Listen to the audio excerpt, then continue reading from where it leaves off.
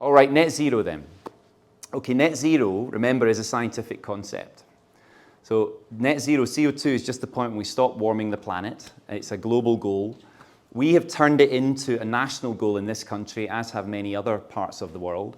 And I'm very proud of that, very glad of that. It was our advice back in 2019 that led to that being put into law for the UK. The Scots also put that into law in the Scottish Parliament. And we've since been working out how to get there. It's a very important target for all sorts of reasons, mainly because it will guide a host of things that will matter to this issue of public policy. Now I'm going to talk about the UK here. Everything I say is more or less applicable in Scotland as well, but this is the chart for the UK.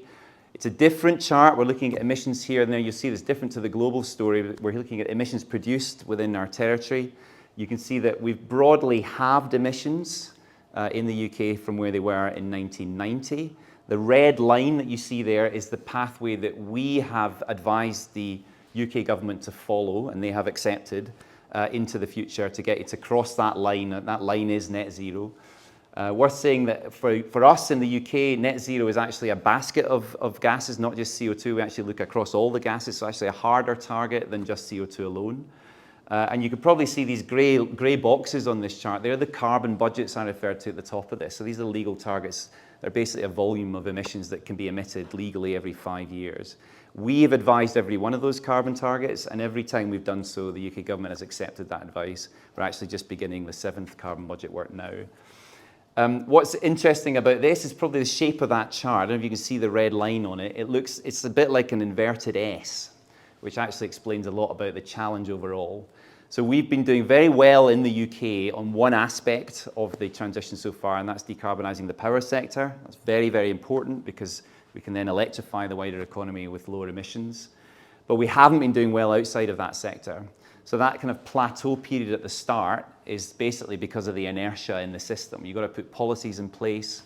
You've got to scale those policies up.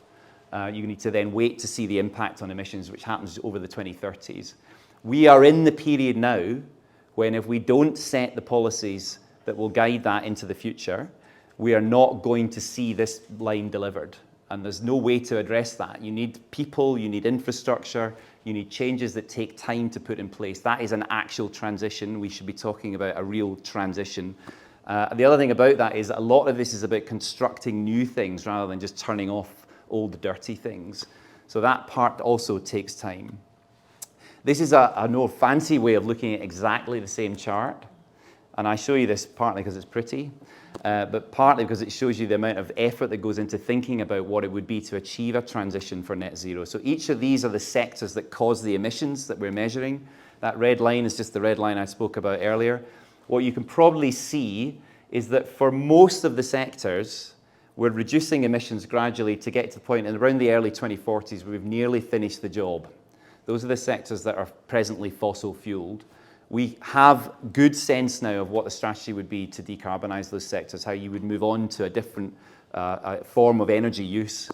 And that leaves you with a couple of areas where you've got enduring emissions that are difficult to shift. I sometimes talk about the two Fs.